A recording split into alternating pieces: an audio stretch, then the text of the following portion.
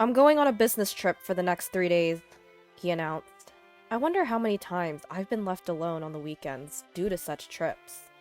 I'll be late due to overtime, he often said, resulting in countless nights without a family dinner. At first, I thought it was better not to know, but eventually my husband's repetitive actions received what he deserved. My name is Nancy, a part-time housewife at 44. My husband, Paul, is 46, a corporate employee at a certain company. While his work is not bad, he is a man who values his style and appearance above all else. We've been married for 19 years. The year after our wedding, our son William was born, and without any significant issues, our marital life has reached this point. Or so I wish I could say. The reality is that I've spent more than half of our married life being manipulated by my husband's lies. He was always worried about his smartphone. Initially, I thought it was work-related, but I'd occasionally see him typing away, and upon sneaking a peek, it was usually a conversation with someone on an instant messaging app. I didn't pay much attention at the time, but looking back, there were indeed many suspicious points. As his sudden overtime and weekend business trips increased, I began to feel something was off. Several summers ago, my husband, who was supposed to be on a 3-day business trip, returned home with a heavy tan. Why are you so tanned when you were supposed to be in a suit for a business trip? I went swimming with a client. It was part of the entertainment.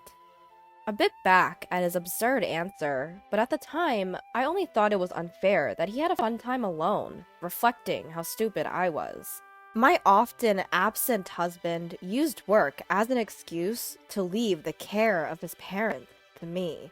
A few years ago, my mother-in-law became disabled due to an injury, and my husband never once offered to accompany her to her hospital visits. He should have some paid leave, but he would blatantly ignore any calls from her.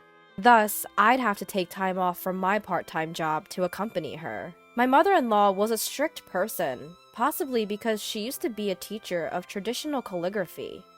I'm rather scatterbrained and prone to mistakes, so I often found myself on the receiving end of her harsh words. To be honest, I didn't like her that much, and I've discussed this with my husband many times. Could you please accompany her to the hospital next week? Your mother would surely want to see you. I would if I can, but there might be a company trip around that time. What? I've never heard about such a trip. Well, it was decided last weekend. I pressed him about this sudden company trip, but he refused to listen. In the end, I had to accompany my mother-in-law to the hospital, yet again. There was a weekend when my husband was surprisingly home. Our son, who was now in 5th grade, had been performing well in his soccer team, so I suggested that we go watch his game together. Every parent watching the children's game lost themselves in the cheer. Our son coordinated well with his teammates, leading the game solidly, and they achieved a splendid victory. Both parents and children were wildly excited about the team's results, and we, as a married couple, joined hands in joy after a long time. The one who approached us at this moment was a mother of a teammate, Patricia. Patricia was a very straightforward woman, and I quickly became friends with her. We would regularly share updates on our children's troubles, home affairs, etc., and began visiting each other's homes more frequently. My husband also got along well with her. Even if Patricia was still at our house when my husband came home from work, we actually felt glad. Our relationship deepened as friends of our marriage. In this way, we continued to have a family-wide relationship, involving not only our sons, but also Patricia's husband. One day, after several years of such interaction, Patricia suddenly started saying something surprising. I know this may sound odd, but doesn't your husband Paul seem to be pretty popular with women? An old man like him? No way. Well, the other day, I saw a man who looked just like Paul at a restaurant with a seductive woman. They looked really close. Patricia then gave a detailed account of what she saw my husband and the mysterious woman doing at the restaurant. Even I was stunned by what she described. Although shocked by Patricia's sighting, I was at a loss as to what to do about the sudden suspicion of my husband's infidelity.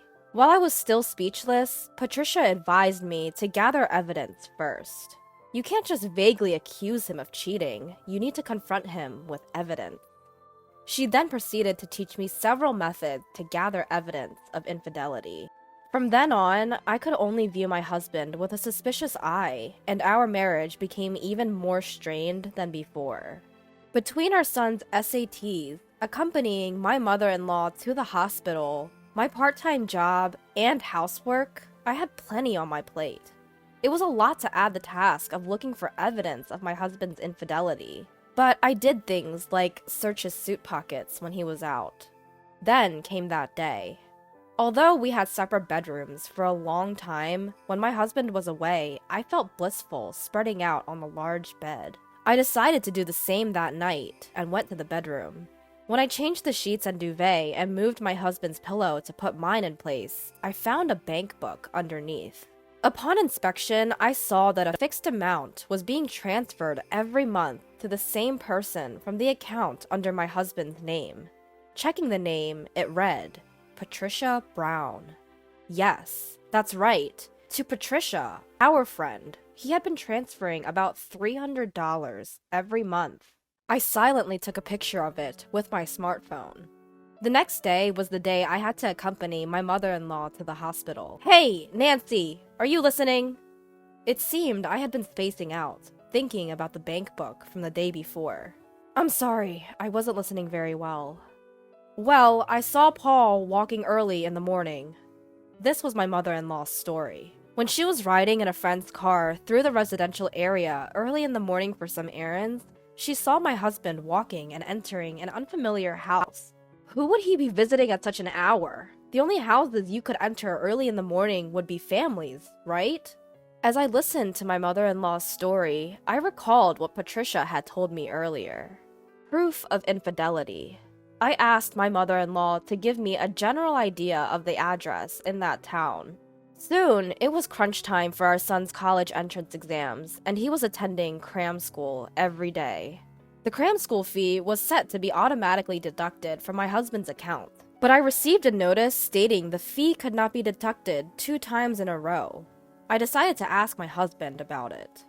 The money for William's cram school, they said they couldn't deduct it from the account.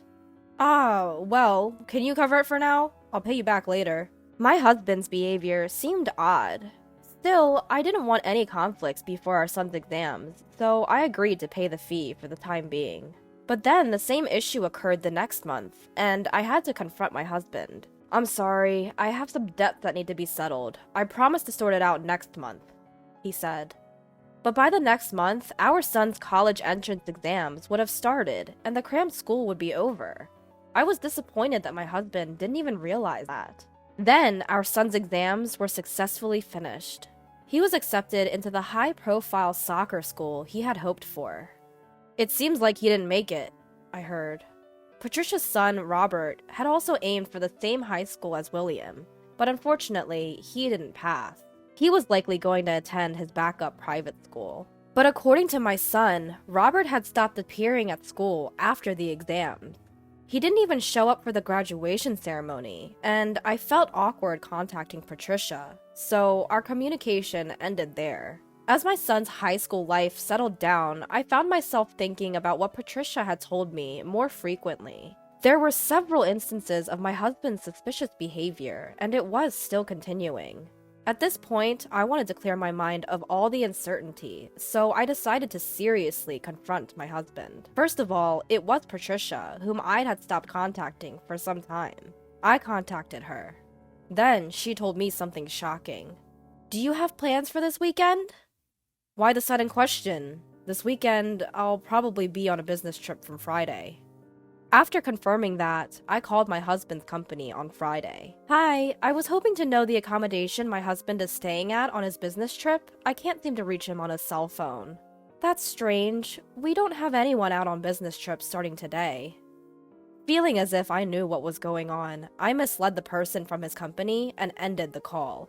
That night, I got into a car at a prearranged meeting place and headed towards a residential area. I was determined to obtain solid proof. After midnight, a man who looked like my husband and a slender woman got out of a taxi and went into the house. I quickly took a picture. Zooming in, it was clear that the man was my husband, and the woman's face was easily identifiable as well. Gathering one piece of evidence after another, I set the date for the confrontation. It was a few days after my husband returned from his business trip, looking exhausted. "I'll be late tonight again because of overtime." Upon hearing my husband's words, I responded with a grin. "Ah, our last supper then. Enjoy yourself." There was probably a profound sense of unease in my husband's face from my unexpected smile. He left, scratching his head. Little did he know, stepping into the worst occasion. That night, I hopped in the car again and headed to our designated meeting place. Arriving at the house where I had seen my husband enter with another woman, I rang the doorbell and turned the doorknob. "Good evening. Mind if I come in?" Startled by the unfamiliar voice, the woman who came out asked, Who are you?" "I thought my husband was here," I responded, pointing to a pair of men's shoes by the door. "Those belong to my husband." I was shocked to learn she was also married. Indeed, there were other men's shoes. Ignoring her, I barged in, saying, "Excuse me." A meal was set up on the table, as if they had just begun to eat. However, my husband was nowhere to be seen. Looking around, I noticed a window leading to the backyard was open. "Got him." Those were the words from Patricia outside the window. Yes, my husband had tried to escape through the backyard when he realized I was there. I confronted my husband and the married woman. "When did this start?" "It's been 1 to 2 years. Really, it's not that long." Listening to my husband justify that a 1 to 2 year affair wasn't long, I responded, 10 years, right? I know it. It's been going on for a long time. With that girl from your office, right? What are you talking about?" Upon hearing my words, both Sarah and Patricia twisted their faces in confusion. "I visited your office and spoke to a few people. You know how there are always some friendly, chatty folks who are happy to spill the beans? Well, they were quite kind to tell me everything. The rumors about you and a girl named Sarah. It seems you two were quite famous." "You went to my office? And they told you that?" "Indeed. When I mentioned that it seems like you have been betraying me for the past 10 years, people were all too eager to share what they knew." My husband, trembling slightly, looked lost, as if he was trying to figure out what he should do next. Seeing him like that, I decided to throw him another curveball. "You're shaking, aren't you? How will you manage with what's coming next?" As I finished speaking, the front doorbell rang. Sarah, who jumped up in surprise, rushed to the door, and I followed her. The visitor was Robert, my son's soccer buddy, and Patricia's son. When I invited Robert into the house, Patricia, who was already there, looked surprised and wide-eyed. "You live nearby with your father now, right, Robert? As I understand it, your parents suddenly fell out for reasons you still don't really comprehend. And you've reconnected with our son. You've been talking to me about it too. Let's clear things up here and now." I said this and looked at Patricia. "The woman my husband also cheated with was you, Patricia." Patricia looked at me in surprise and glanced down, unable to meet her son's gaze. Sarah seemed astonished too. "So it began when you met us, right? Pretending to get along with me while both of you were betraying me behind my back." I quickly wiped away my tears and turned to my husband. "Why were you transferring $300 every month to Patricia? Was it because you were paying her that we couldn't afford William's tutoring fees? How could you take money meant for our son's education and give it to your mistress?" My husband looked shocked that I knew so much, but he couldn't say anything in his defense. In response, Patricia's son Robert said, "Both my mother and you are despicable, dragging their families into this." Robert said that with a disdainful glare at the two before leaving. "It's your fault. You knew you were seeing this woman, and it wasn't about wanting money. You tried to appease me with money, didn't you?" Patricia suddenly broke down, hitting my husband's chest as she cried and accused him.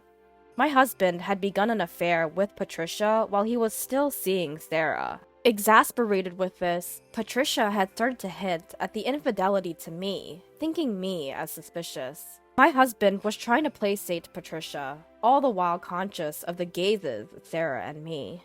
Sarah seemed angry, her face red, but I felt myself cooling off. It all started to feel ridiculous. Are you all crazy? Am I the only one who has to take responsibility in the end? But fine, I don't need a man like this. You two do as you please. I said that, handed the prepared divorce papers to my husband, and continued. I'll send all your stuff to your parents' house. They'll be charged on delivery, so you'll be hearing from your mother soon. But I was wrong. I truly cared only for you. Help me. As I tried to leave, my husband, looking desperate, tried to peel off the two women closing in on him and begged me. Why not ask your mother for help? I replied calmly, and headed for the entrance. At the door, I bumped into an unfamiliar man. It looked like the Sarah's husband. I left the house with a smile, knowing that the unexpected return of the husband would stir up another row. Afterwards, we divorced. My husband's long-term misconduct became known not only to his parents, but also to his colleagues, and he was severely reprimanded by his stern mother. His credibility at work fell drastically, forcing him to resign. Patricia, who was his mistress, was handed divorce papers by her estranged husband and seemed to have ended up completely alone. Sarah seemed to have moved somewhere, judging from the sale of her house. The scale of the consequences of my husband's long-term infidelity would probably shock him for the rest of his life. For me, since my husband's family had assets, I was able to receive a substantial alimony. It took courage to tell my son the truth, but he quietly listened to my struggles and told me that he too would do his best to live without any worries in the future. Now, I live peacefully with my son.